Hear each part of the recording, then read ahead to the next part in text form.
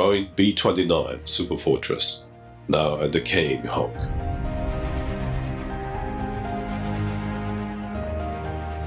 It once crippled an empire, and in a single stroke of terror ended a war and changed a world forever. Its recurring echo still sounds from those gone but not forgotten days.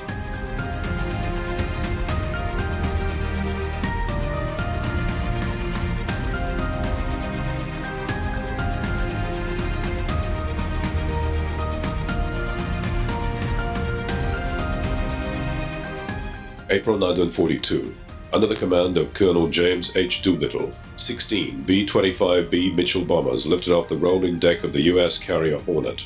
With a belly full of bombs and fuel, they were bound for the Japanese home islands, the first direct bombing assault on Tokyo.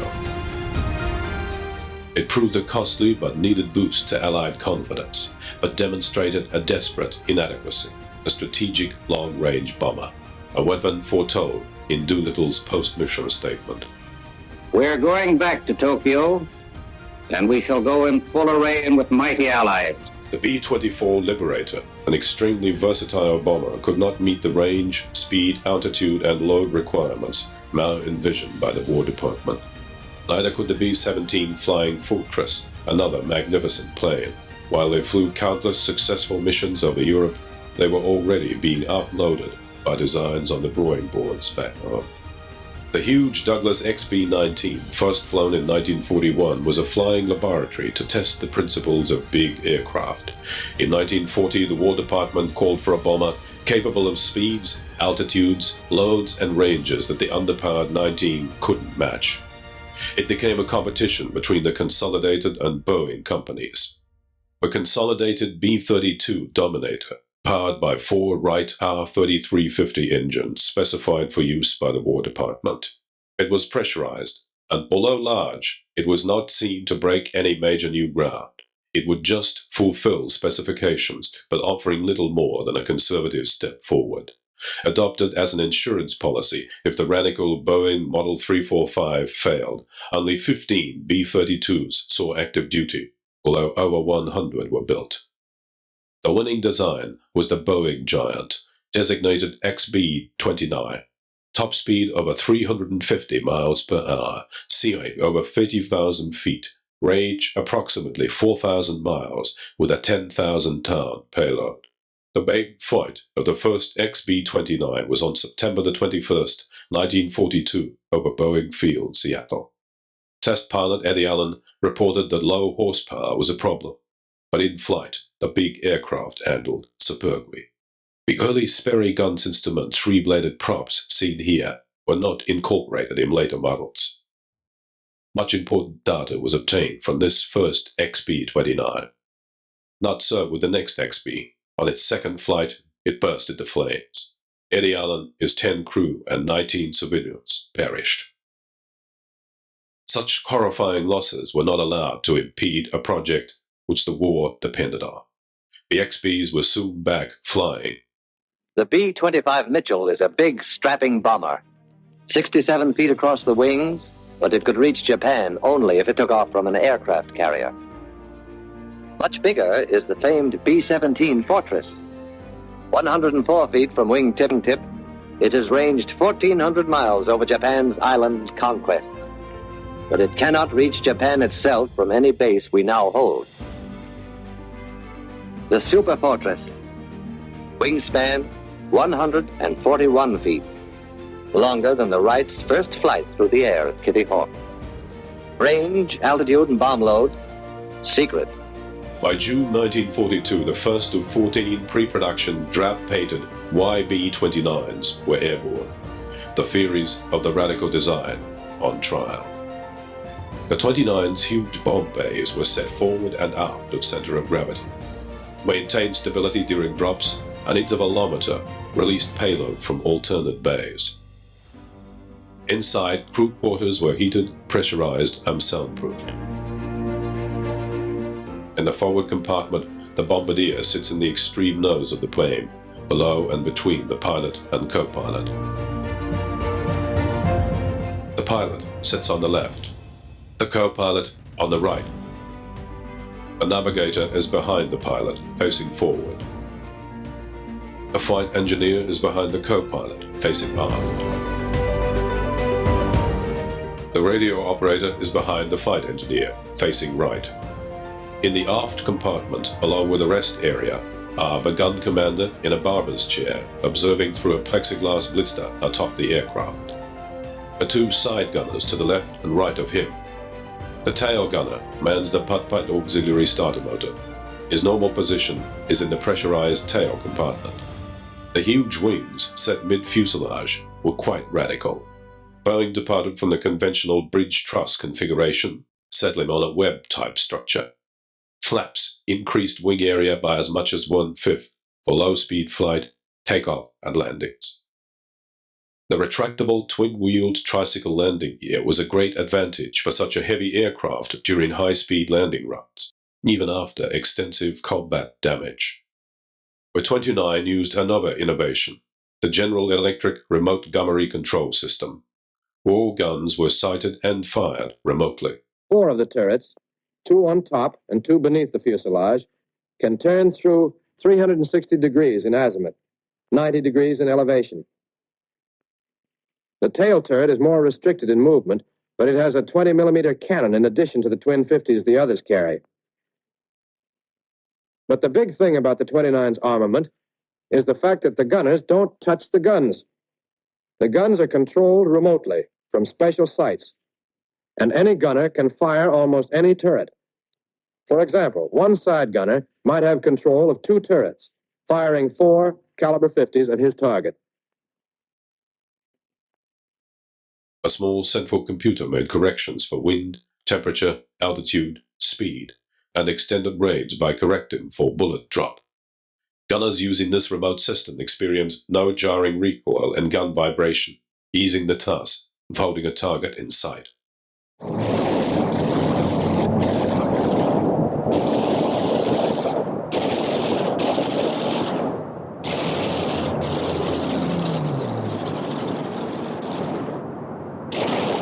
Gun camera footage of fighters shot down is terrifyingly real.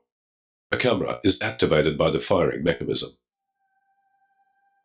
It is seen here mounted between the twin machine guns of the aft lower turret. Long, high-altitude flights called for pressurization.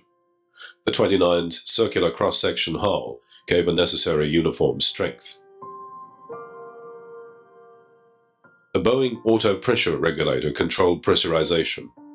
The fact that it was pressurized and the altitude was brought down to simulate 8,000 feet, that whenever any kind of a window pops out or a rupture from, if it's in combat, in the fuselage, would cause a sudden rush of air out of that to equalize the pressure, and especially when you're at high altitudes in the thin atmosphere. And so, because we had to travel from the forward deck to the back over the bomb bay through a tunnel, which was a little bit confining in that you couldn't wear your parachute with you. But while you're in that tunnel, if you should suddenly depressurize at that time, you got the feeling that you might be a projectile in a cannon going shot right through the tunnel. So I was a little apprehensive about going in there at times, especially at high altitudes. The massive engines were at the time the most complex and powerful ever built. 4 Wright R3350 radials, turbo-supercharged to produce 2,200 horsepower. The huge props were geared to rotate very slowly for high-altitude performance. This was a very special aircraft. Spurred on by Pearl Harbor, the U.S. now geared up for wartime production. By January 1942, B-29 orders were doubled to 500. Labor shortages foreseen. Processes were simplified for unskilled workers. Designs were broken down into components for allocation to many production facilities throughout the U.S. Final assembly production lines also spanned the nation. 1,600 B-29s would be ordered.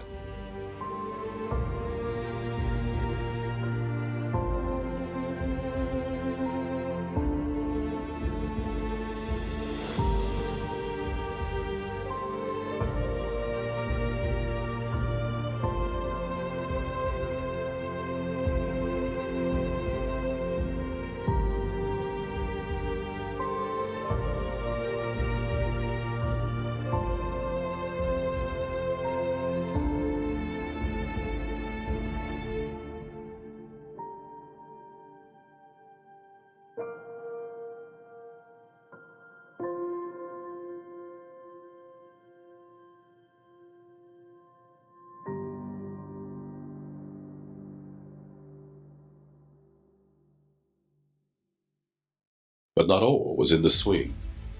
The B-29 project had slowed to a crawl, crippled by its vast logistic and organizational problems. The Battle of Kansas was about to be fought. The difficult we do immediately. The impossible takes a little longer. The situation was that the B-29 had to be sent to war within a specified time, and it was the job of the people under the command of Arnold to make that happen. So they ended up with a situation where they had approximately 5 weeks to get the B-29 into action. And unfortunately, they found the worst weather conditions possible. They had problems with transportation of parts. And they also were dealing with a situation where they had partly trained crews who were trying to complete modifications to the airplane. As things went wrong and had to be replaced, these crews learned on the job. And you had a situation, for instance, where they were fitting modified radar sets, but they had never fitted radar sets before of any kind. Under direct presidential pressure, Arnold stepped in. It said 60 armchair generals turned up to impress him, but he meant business. Signing the 175th 29, Arnold demanded it be ready by March 1st, 1944. By the 28th of February, the Hap-Arnold Special plus all 29s ahead of it had been rolled out. Before the Superfortress deployment to India and the Pacific, an elaborate cover plan was executed. Oboe Queen, the only YB to see active duty, was sent to India via England. It toured the UK for 2 weeks in an attempt to mislead the Axis to believe the 29 was to be used in Europe. Not an hour after landing, a German reconnaissance aircraft was seen flying overhead.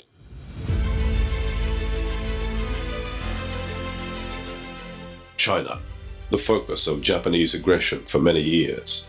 Here was an opportunity to strike back. Mainland China offered forward bases close to Japan for the new B-29s bound for permanent bases in India. The Pacific posed the problems that bore the concept of the 29. The B-17 and B-24 had both proven great aircraft over Europe, with shorter distances from base to target. The Pacific posed huge logistic problems, vast expanses of ocean that conventional warfare had not yet encountered. The B-29 was simply the only aircraft that could reach Japan. The 20th Bomber Command was specifically created to hold the B-29s together as a single force to strike Japan. The 58th Very Heavy Bombardment Wing was made up of the 40th, 444th, 462nd, and 468th Bombardment Groups. They were bound for the heat and dust of India, half a world away. Traveling east, the first stop, Gander Bay, Newfoundland. Across the Atlantic to Marrakesh, Cairo, Karachi, and finally Calcutta. In preparation, thousands of Indian workers and U.S. construction troops had upgraded Indian airstrips to take the big bombers.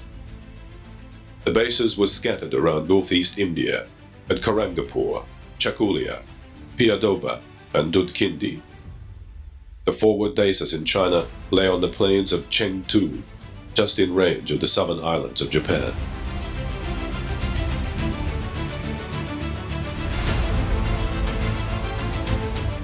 From Calcutta, everything had to be ferried in a massive airlift operation across the jagged peaks and deep gorges of the Himalayas, the treacherous hump, covered in ice and cloud, that lay before the vast plains of Chengdu and the forward bases. Converted 29 tankers flew the route, 3 gallons used for every 1 gallon of fuel offloaded at Chengdu.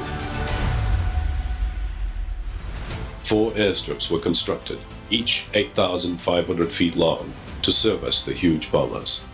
Each rock was turned into handmade gravel to fill and flatten the old rice paddies.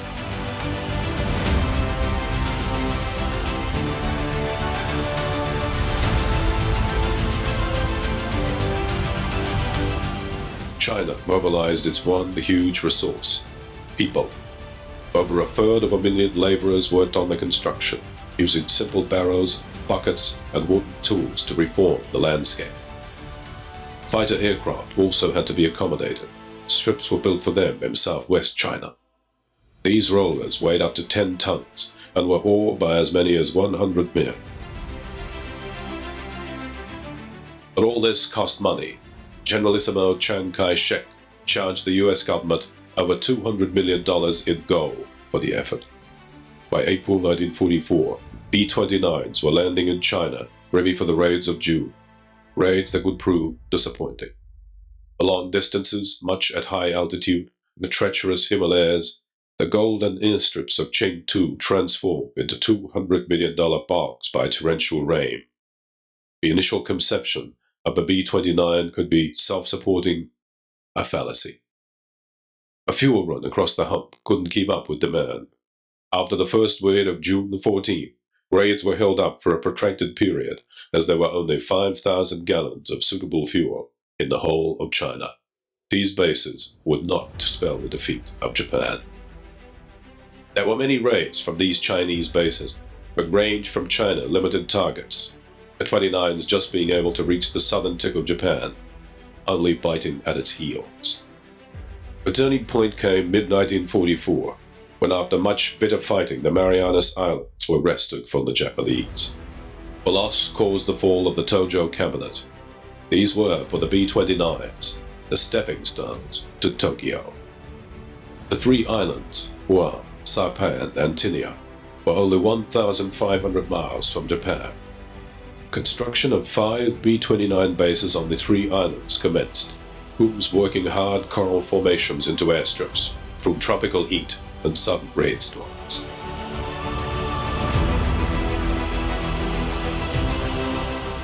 On October 12, 1944, the first B-29 landed on Isley Airfield, Saipan.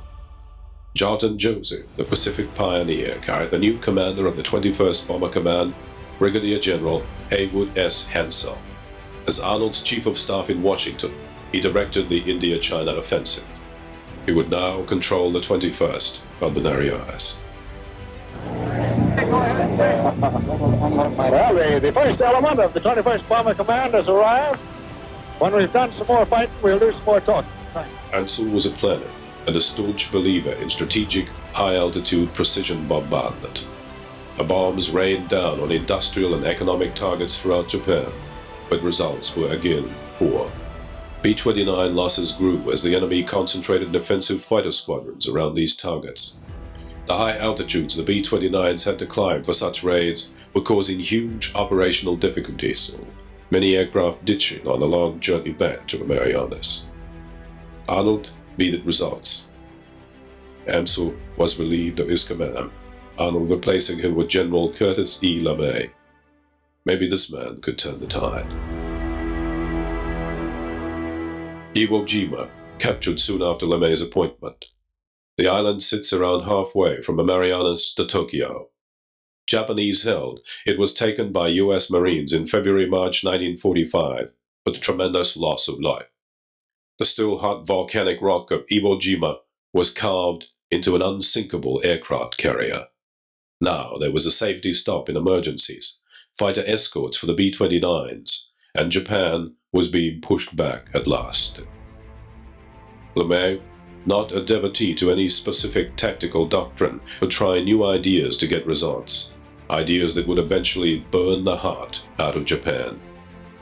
I'd say that they respected and feared him, but they knew that he could do the job and hopefully would keep them alive. Previously, they'd been suffering serious losses in the B-29s, and LeMay came along, changed the tactics, made the airplane work. LeMay found that Hansel had built the B-29 bases in the Marianas into a well-organized war machine. The Navy had shipped in massive stockpiles of cargo to service the vast armada, safely out of range of Japanese attacks. LeMay could see no reason for the 29's failure to perform, apart from the tactical use. He had the weapon. It was a case of using it in the right manner, efficiently, and to its full devastating potential.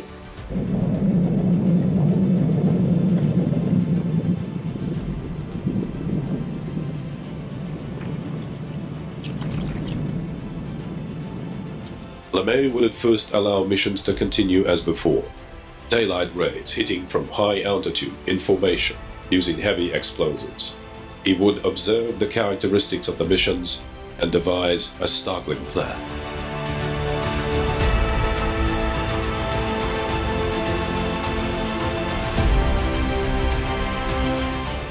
Missions were planned in great detail, and the map rooms collated huge amounts of data.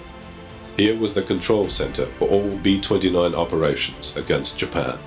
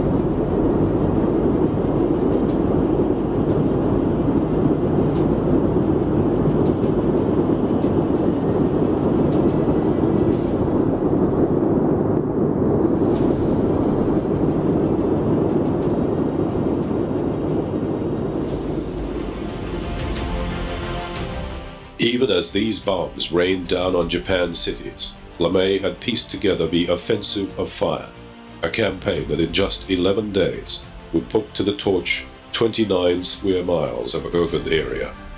In the following months, more fire raids paired with an extensive aerial mining campaign would choke and starve the nation. Removing war guns and ammunition except the tail armament and leaving the gunners behind would mean a huge saving in weight, allowing more payload to new M69 incendiary firebombs. At night, the 29s would approach the target at 5,000 to 8,000 feet in single fire, guided by Pathfinder B-29s, marking the target with a huge cross of fire. LeMay observed that Japanese anti-aircraft guns were not greatly effective at low to medium altitudes, and their night fighter capabilities were very limited. Lower altitudes meant more range, needed 3 times greater payload, and less strain on the engines. Flying back to the Marianas after missions, the crews now had the haven of Iwo Jima for emergency landings. Many dropped in where before it was a long nip home, with every chance of a ditching in the vast Pacific and little chance of rescue. Iwo was a godsend.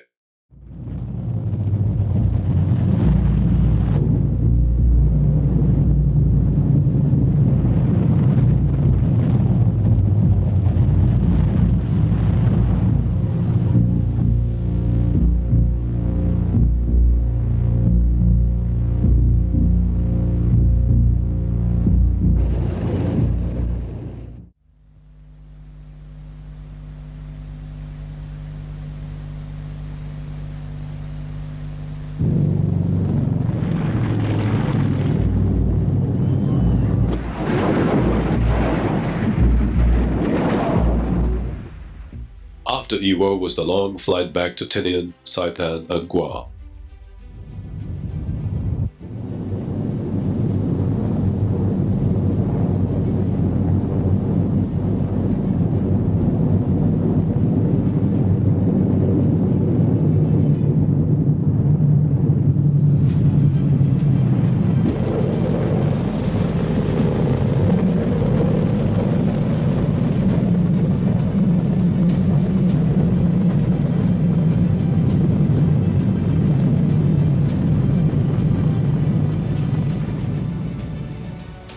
Most 29s returned safely to flyer gear. But not all were nearly so lucky. This is not Hiroshima. In one night, nearly 16 square miles, 25% of all the buildings in Tokyo were destroyed. 1 million homeless, 150,000 dead, injured, or missing. The LeMay treatment was a terrifying success. The bases in the Pacific were no island paradise. Sometimes hot and dusty, sometimes wet and muddy. Low morale was ever present. Men living close together in tent cities, a cargo culture far from home, and the ominous fear of not returning for the next mission. The B-29 became a part of the crew. Hampered like a new Cadillac, a certain amount of customizing went on. For example, the official decision to remove the 20mm tail cannon was not seen by some crews as a desirable step. The twin 50 machine guns alone would certainly not be much of a discouragement to enemy fighters.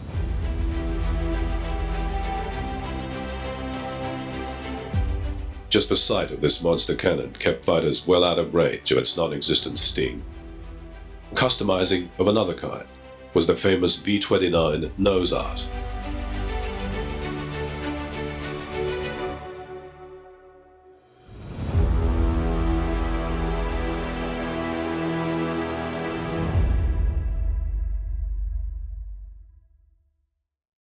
When the order came to remove the nose art, there was a ripple of discontent. But in a military situation, orders were orders.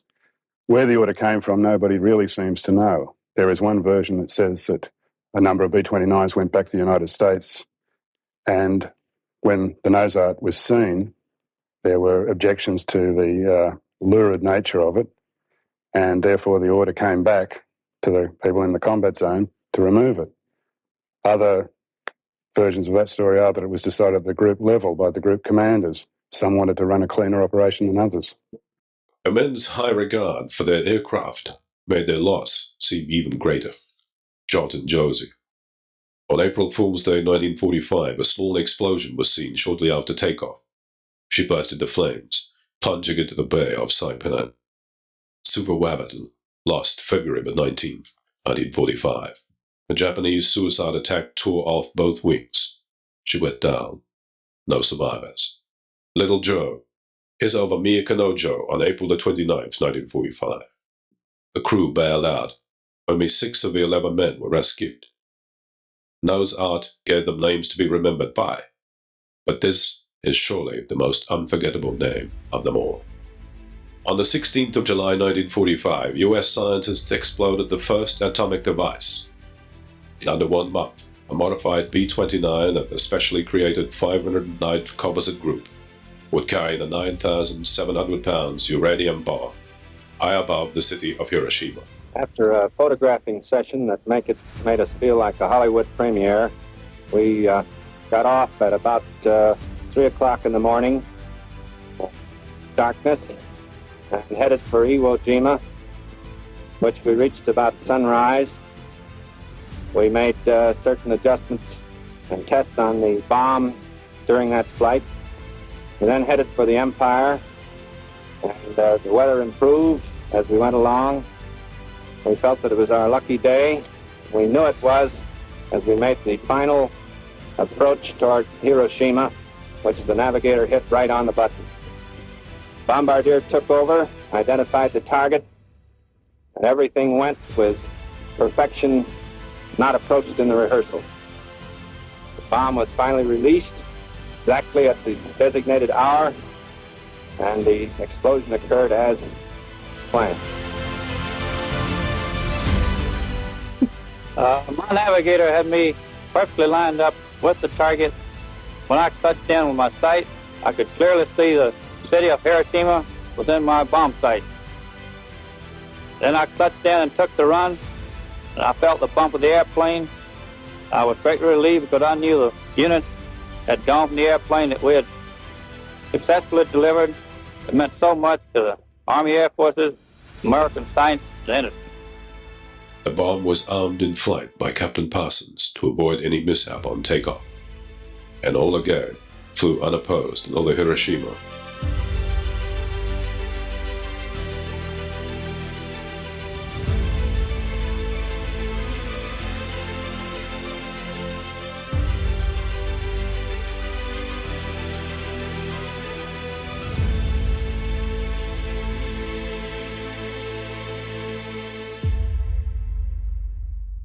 Well, as the bomb left the airplane, we took over manual control, made an extremely steep turn to try and put as much distance between ourselves and the explosion as possible.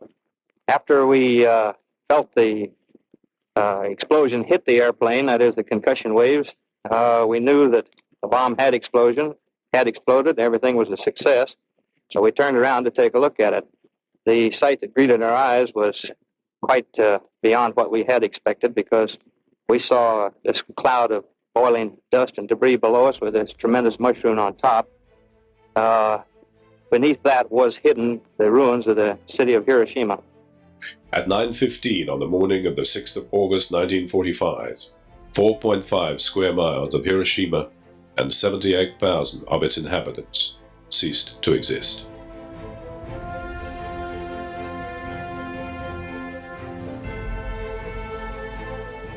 Japan, in shock, couldn't come to a decision on peace. The B-29 boxcar carried the second bomb over Nagasaki. Another city disappeared. Fears of death on the war's last days were fueled as bombing went on after Nagasaki. All bombers returned as peace was declared. The war was over, but the B-29 still had much to accomplish. With a post-war surplus in 29s, variants appeared. Upscaled Dreamboat was a B-29B, modified for long-distance flight, stripped bare inside, extra fuel tanks installed, anti-gump chinless nacelles fitted, and cars filled with low white helium.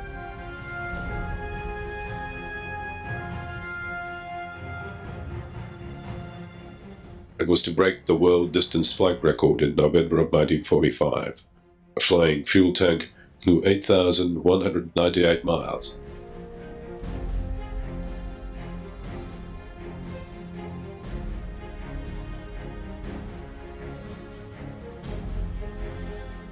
In 1946, on the Marshall Islands in the South Pacific, the B-29 atomic bomber would launch the tests of a more powerful A-bomb.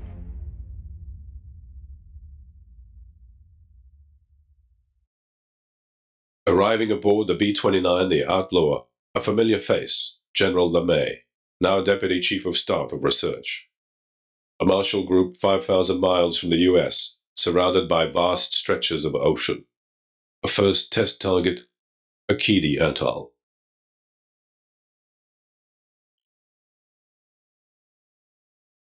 The B-29 Dave's Dream was specially modified to hold the test bomb in its bay. It would deliver the payload over a target of 93 unmanned naval vessels clustered around the tiny atoll. Other 29s would act as weather planes, flying laboratories, and photographic platforms. Unmanned, radio-controlled B-17 drones would fly through the fallout cloud to collect samples. Naval observation ships sat 40 miles from aim point.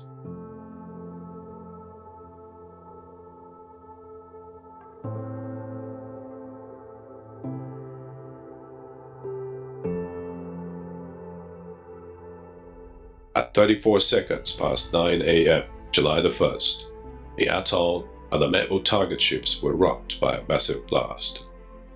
The B-29 was the true pioneer of USAF in-flight refueling systems. In this drogue probe system, fuel was transferred down a long hose to the receiver aircraft, a pilot having to close in to the end drogue with a probe, seen here on the wingtip.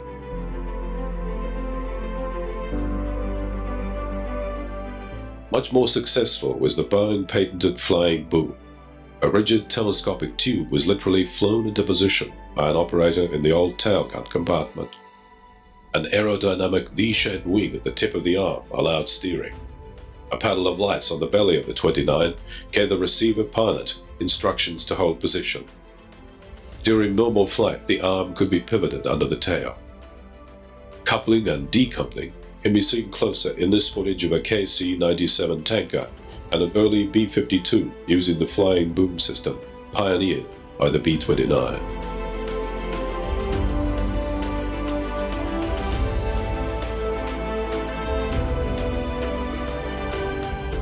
The Soviets had a B-29 of their own. The Tupolev Tu-4 was a direct copy of B-29s it turned during the war. 1,200 were built. The Hap Arnold Special was ironically one of the 29s methodically taken to pieces and copied, alt for bot. The SB-29 Super Dumbo was basically a B-29 equipped with survival and rescue gear. Its main feature was an A-3 lifeboat carried under the fuselage, which could be dropped to downed crews.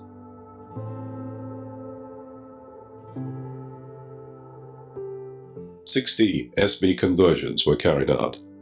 A huge A-3 lifeboat must have been a blessing to count, as it was motorized and carried all manner of survival equipment. Coastline in 1947, the B-29D's designation was changed to B-50. The B-50 had a much stronger airframe. Later models had 700-gallon wing tanks and a one-piece plexiglass nose gun.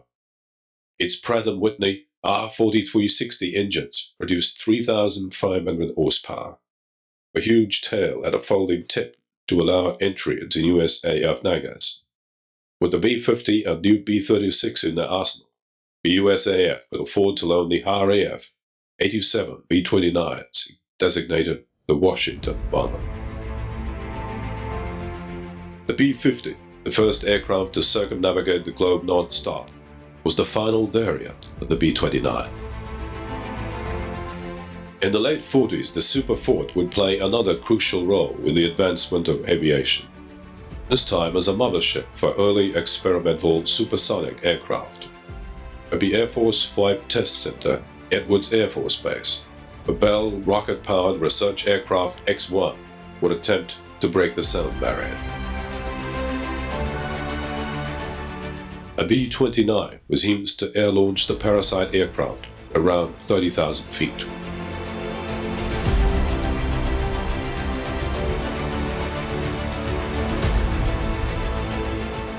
In a series of flights, USAF test pilot Major Chuck Yeager took the X-1 Glamorous Glennis up close to the sound barrier.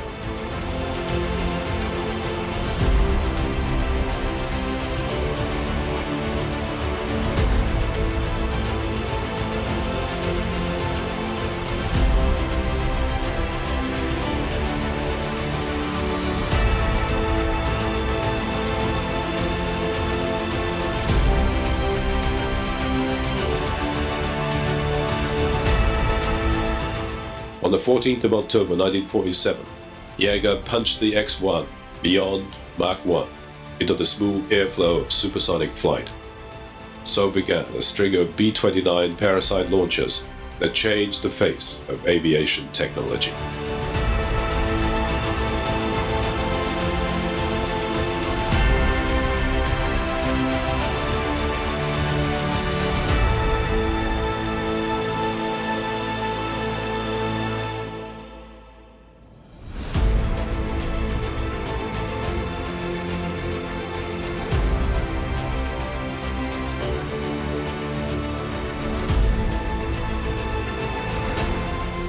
The loading of these X-planes was quite interesting, as the huge B-29 had to be elevated on stilts.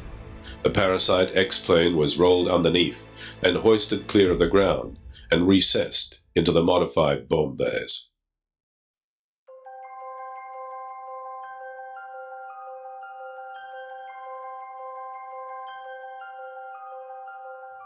Another peculiar Parasite aircraft was tested from a B-29.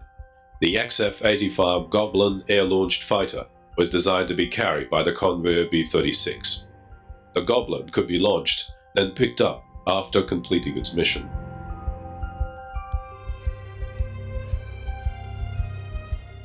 When war broke out in Korea in 1950, the B-29 was to play an active and crucial role in support of the UN troops.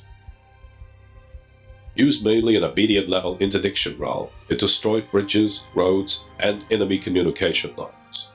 But the Superfortress dealt many a harsh blow, dropping 167,000 tons of bombs in 21,328 sorties. They operated on all but 26 days of the war, shut down over 30 fighters. 34 Superforts were lost in it. B-29 also deployed the mammoth Tarzan radio-controlled bombs, a devastating effect. In the heat of Korea, nose art surfaced again. The 29s were soon adorned with pretty girls and comic characters.